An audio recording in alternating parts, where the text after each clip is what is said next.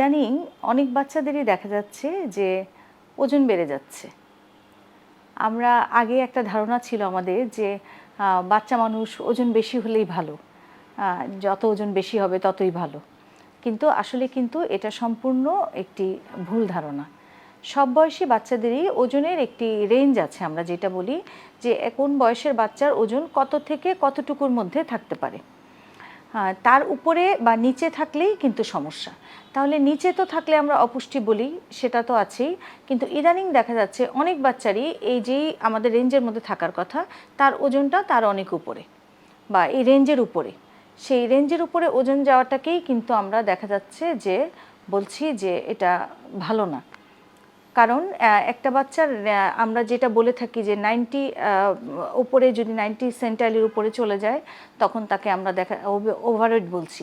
আর অনেক বাচ্চা দেখা যায় তার আপার লিমিট যেটা সেটাও ক্রস করে ফেলে, তখন কিন্তু আমরা তাকে ওবেসিটি বা স্থূলতা বলে থাকি।